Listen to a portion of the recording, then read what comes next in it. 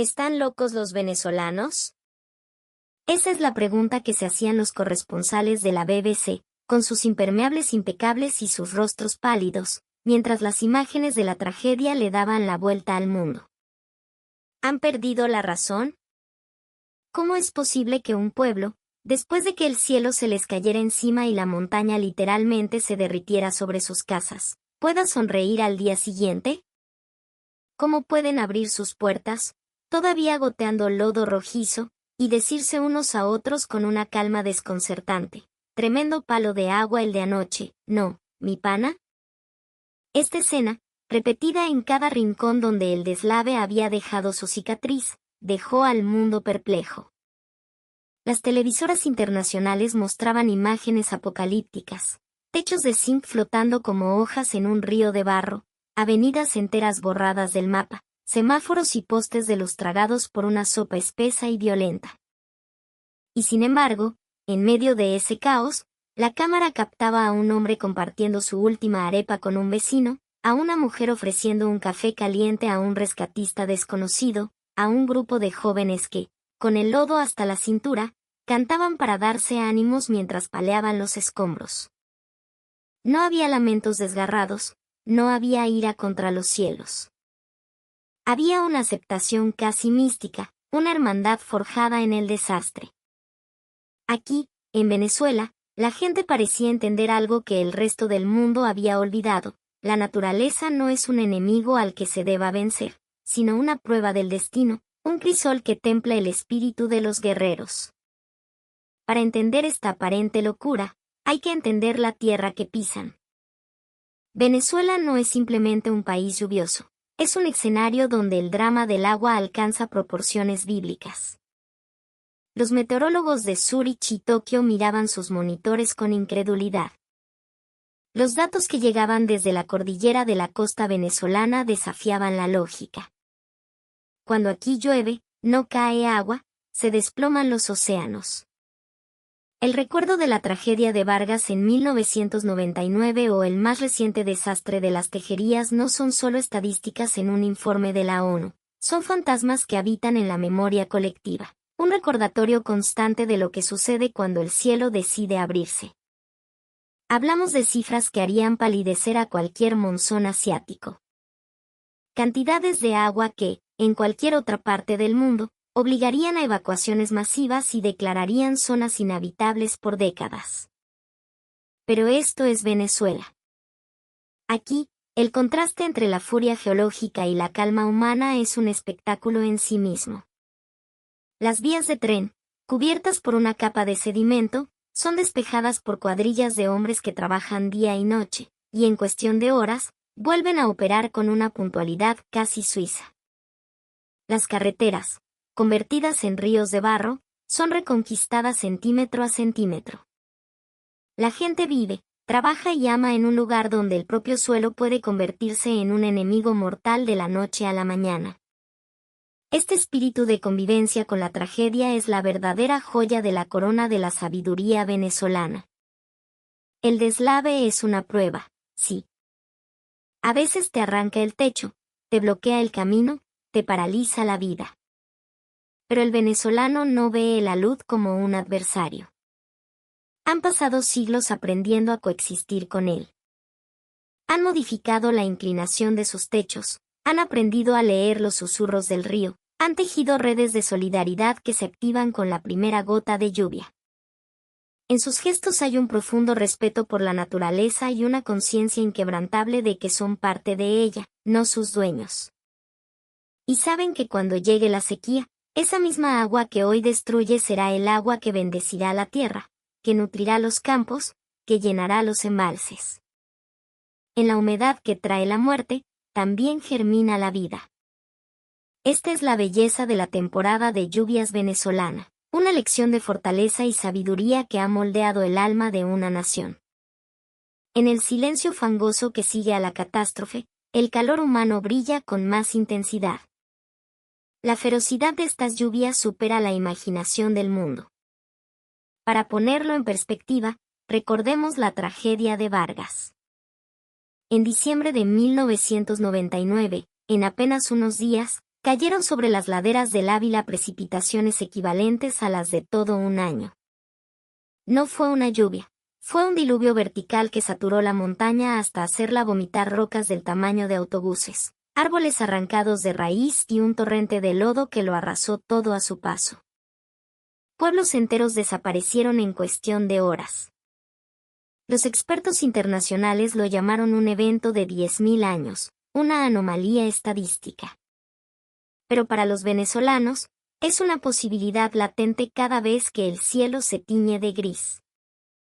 A pesar de vivir bajo esta amenaza constante, las ciudades siguen funcionando. Un climatólogo extranjero, el Dr. Smith, escribió en su libro La paradoja tropical, Venezuela es un milagro hídrico. No existe otro país en el mundo que pueda soportar tal cantidad de agua y lodo, y aún así mantener sus trenes en funcionamiento y a su gente viviendo con una calma que roza lo sobrenatural. Es cierto. Incluso en medio del aguacero más brutal, los trenes del metro siguen su curso y, por la noche, las luces de la calle se reflejan en los charcos, creando un paisaje onírico y surrealista. Un turista desprevenido podría pensar que está en una Venecia caribeña, sin saber que bajo esa belleza acuática late el corazón de un gigante dormido. En los últimos años, incluso ha nacido una cultura que celebra esta abundancia. Durante la temporada de lluvias, las cascadas de la Gran Sabana se convierten en monstruos rugientes de agua y espuma que atraen a visitantes de todo el mundo. El Salto Ángel, la caída de agua más alta del planeta, no es solo una maravilla geográfica, es el símbolo de un país bendecido y maldecido por el agua en igual medida. El agua es prueba, es bendición y es orgullo. Jan Swartz, un cineasta alemán, dejó una frase memorable tras su visita: en Venezuela, la lluvia torrencial habla en silencio, y el silencio habla de la calidez de su gente. Y es la pura verdad. Hay muchos países lluviosos en el mundo, pero pocos, o quizás ninguno, han forjado su carácter en el crisol del agua como Venezuela.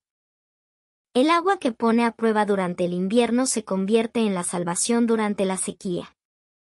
Los ríos que nacen en las cumbres andinas y en el macizo guayanés, alimentados por estas lluvias épicas, son las arterias que irrigan los llanos, que permiten las cosechas que alimentan al país.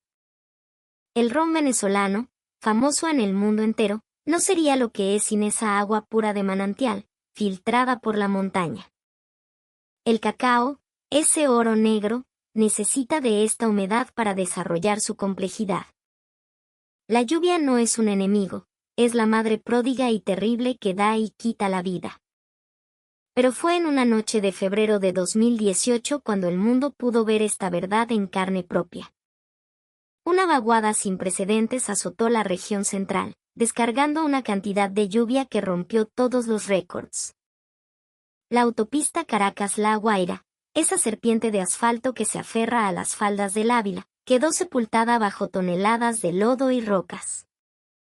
Un deslave masivo la había cortado en dos, creando un embotellamiento catastrófico. Y en esa noche, en medio del frío y la oscuridad, ocurrió algo que quedaría grabado para siempre en la memoria de todos los presentes. La noche en la autopista era más silenciosa de lo normal. Un silencio denso, pesado, solo roto por el golpeteo incesante de la lluvia contra los techos de los carros y el monótono vaivén de los limpiaparabrisas luchando contra un enemigo invisible. Adentro, el aire se enrarecía, cargado del vaho de la respiración y el sonido grave de la calefacción. De repente, la fila de luces rojas que se extendía hasta donde alcanzaba la vista se detuvo por completo. El rugido de los motores se convirtió en un murmullo bajo, ahogado por el barro. La sensación del tiempo comenzó a disolverse. Lo que empezó como una parada de tráfico se convirtió en una trampa mortal. Más de 1.500 vehículos quedaron varados en esa lengua de asfalto suspendida entre el cielo y el abismo. Las luces de emergencia parpadeaban en la oscuridad, un océano de destellos anaranjados reflejándose en el agua que corría por la carretera. En los asientos del conductor, la gente miraba con angustia la batería de sus celulares, cada vez más baja. En los asientos traseros, los niños dormían envueltos en mantas, ajenos al drama. Afuera, la lluvia caía sin piedad. Adentro, la ansiedad crecía, silenciosa pero corrosiva, desgastando los nervios con cada gota que golpeaba el cristal. Al amanecer, el viento arreció. La lluvia, que antes era un polvillo fino, se convirtió en gotas gruesas, y luego en látigos de agua que cegaban la vista. Un olor agrio a tierra mojada, a caucho quemado y a gasolina se mezclaba en el aire, creando una sensación de claustrofobia insoportable. Y justo cuando la desesperación comenzaba a apoderarse de todos, una columna de vapor cálido apareció flotando desde la parte delantera de la cola. Alguien se acercaba, golpeando suavemente las ventanillas. Disculpen la molestia, pero acepten esto, por favor. De una bolsa de papel salía el aroma inconfundible de unas arepas recién hechas, rellenas de carne mechada y queso telita. Quien las repartía era el dueño de un pequeño puesto de comida que quedaba a un lado de la autopista. El Dislev lo había obligado a cerrar, pero en lugar de irse a casa, se quedó en su cocina. Miró los ingredientes en su nevera, miró a la gente atrapada en sus carros, y la respuesta fue simple y contundente: si lo ves, no puedes ignorarlo. Si hay gente pasando necesidad delante de ti, solo puedes actuar. Llamó a su esposa, encendió el fogón y el sonido del aceite al chillar en el budare fue como un faro de esperanza en la oscuridad. Arepas, empanadas, café negro bien caliente, todo fue empacado en contenedores térmicos y repartido, carro, por él y sus 2 hijos. El viento helado les arrebataba el calor de las manos, pero el vapor que se elevaba de la comida parecía tejer un manto invisible de calidez sobre la caravana de vehículos atrapados. Cuando terminaron y regresaron a su local, apenas sentían los dedos, pero habían calentado el cuerpo y el alma de más de 500 personas. Y ese calor comenzó a contagiarse.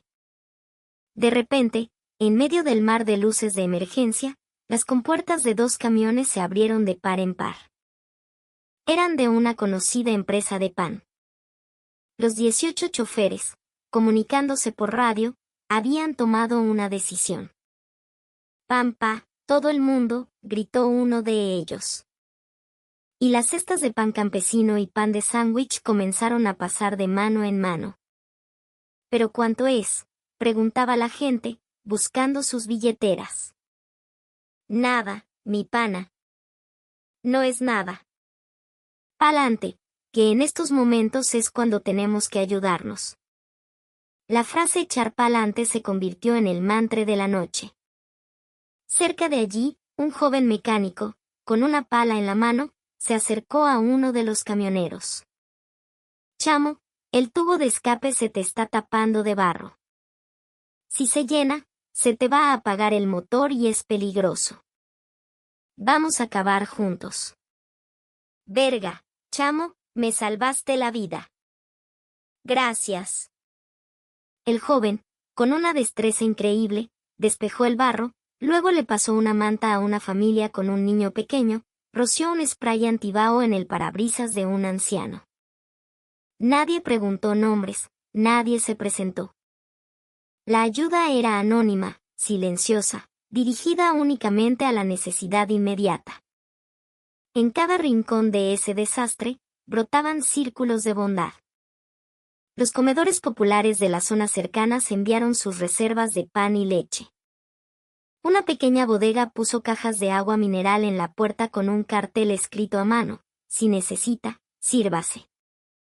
No había una sola mirada buscando reconocimiento, solo frases cortas intercambiadas mientras el vaho de sus alientos se mezclaba. «¿Estás bien, pana? Toma, abrígate, que esto va para largo». Al atardecer, el viento se detuvo de repente. La lluvia seguía cayendo, pero ahora sonaba más suave, como una caricia.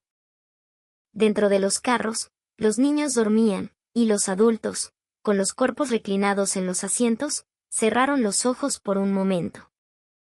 A lo lejos, se escuchó un débil sonido metálico. Eran las máquinas de remoción de escombros, que finalmente habían logrado abrirse paso. Una delgada línea de asfalto apareció donde antes solo había un muro de lodo. La línea se convirtió en un carril, y la caravana detenida avanzó, lenta, pero imparablemente, unos pocos metros. A la mañana siguiente, el barro seguía siendo profundo y la ayuda oficial tardaba en llegar, pero los rostros de la gente eran más serenos. Alguien había doblado con cuidado la bolsa de papel de las arepas y la había guardado en la guantera. Otro usaba la bolsa del pan como una pequeña papelera. La gente saludaba con la mano a los ocupantes de los carros vecinos, a quienes habían conocido en la oscuridad de la noche. No recordaban sus nombres, pero sí la temperatura de sus manos y el olor del café caliente. La historia, inevitablemente, llegó a los medios internacionales. En esa caravana de la desesperanza, no solo había venezolanos. También estaba David, un turista estadounidense que visitaba el país por primera vez. Había venido buscando el verde exuberante del Ávila, los paisajes de postal del Caribe. Pero esa noche, en la autopista, cuando su taxi se detuvo, su viaje soñado se transformó en una pesadilla. Afuera, una oscuridad que se tragaba todos los sonidos. Adentro, un frío que calaba hasta los huesos. El taxista, un hombre mayor de voz tranquila, repetía como un mantra: «Tranquilo, mi pana, de esta salimos. Ya verá». Pero la ansiedad en un lugar desconocido era abrumadora. ¿Cuánto tiempo más tendremos que esperar?, pensaba David, cuando escuchó los golpes en su ventanilla. Era un hombre en ropa de trabajo, con el rostro enrojecido por el frío. Su aliento formaba nubes blancas, pero en su cara había una sonrisa amable. «No está caliente, pero algo es algo», dijo, ofreciéndole un par de panés de un camión cercano. David, aturdido, sacó su billetera y preguntó en un inglés torpe: «How much?». El hombre negó con la cabeza y dijo en un español lento y claro, como para que lo entendiera: «No, no. Cuando hay problemas nos ayudamos. Es normal. Cuando hay problemas, nos ayudamos». ¿De verdad existía una bondad tan desinteresada? En ese instante, David sintió una calidez profunda, un calor que ningún dólar podía comprar. Era un lenguaje universal. El calor humano, se dio cuenta, es más poderoso que el frío más intenso. Lo que vio después fue una reacción en cadena. El conductor de al lado compartió una manta. De otro carro le pasaron un termo con café. En las redes sociales, los pocos que aún tenían batería publicaban: «Están repartiendo pan en la autopista». La gente comenzó a hacer lo que podía, por poco que fuera. Pequeños gestos de bondad floreciendo en medio de la tormenta. Cuando el cielo comenzó a clarear, David le dijo a un reportero que logró llegar a la zona: «En este país, la gente se ayuda de forma natural. Es parte de su cultura». Sus palabras, grabadas en un celular, se hicieron virales. La BBC, CNN y foros de Internet en Estados Unidos recogieron la historia. «El milagro de la solidaridad en Venezuela», titulaban. En los comentarios, llovían los elogios desde todas partes del mundo. «No estaban repartiendo pan, estaban repartiendo esperanza», escribió un usuario. Otro comentó: «La gente de un país azotado por los desastres no vive para vencer a la naturaleza, vive para darse calor unos a otros».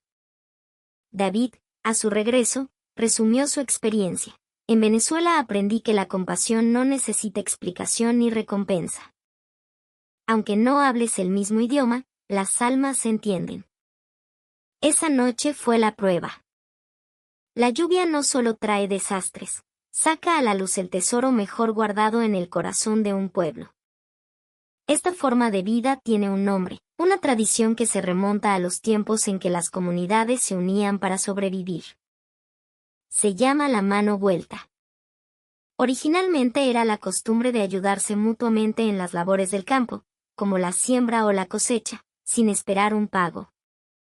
La única recompensa era la certeza de que, cuando tú lo necesitaras, tus vecinos te devolverían el favor. La mano vuelta no es solo trabajo en equipo, es un pacto de confianza, una red de seguridad humana. En la temporada de lluvias, limpiar los desagües, proteger los techos, priorizar la ayuda a los ancianos. La suma de estas pequeñas acciones se convierte en esa frase poderosa: cuando hay problemas, nos ayudamos. No es una ideología, es un código de conducta aprendido en la vida diaria. Aunque en las ciudades modernas los vecinos apenas se conozcan, ese espíritu sobrevive. Los residentes se organizan para despejar calles estrechas donde las máquinas no pueden llegar. Durante un apagón, una familia cuida de los hijos de otra. Solo hace falta saber que alguien está en problemas para que el cuerpo actúe por instinto. Esta es la fuerza silenciosa de este país. El sociólogo Mark Lenden, de la Universidad de California, lo expresó así: en Venezuela, ayudar durante un desastre no es una obligación cívica, es un hábito profundamente arraigado. En otros países, una catástrofe aísla a las personas. En Venezuela, las une. Y no es solo por la tecnología de alerta temprana, es porque la confianza entre las personas es la primera línea de defensa. La gente de un país anegado sabe una verdad simple: solo se puede sobrevivir con el apoyo de otros. Por eso sonríen en los días de lluvia, se cuidan y superan juntos el frío.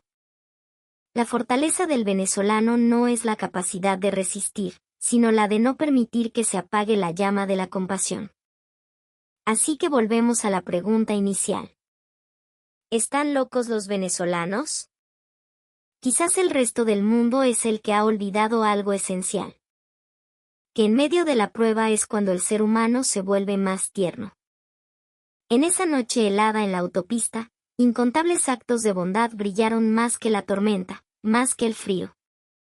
Mientras existe el espíritu de la mano vuelta, de la solidaridad, por más duras que sean las lluvias en Venezuela, nadie se sentirá solo. El agua pone a prueba a la humanidad, pero son los venezolanos quienes, en medio de esa prueba, han encontrado la luz más poderosa de todas: el calor humano. Si esta historia te ha conmovido, si te ha hecho sentir orgullo, no te guardes este sentimiento. Compártelo. Porque la solidaridad, como la lluvia,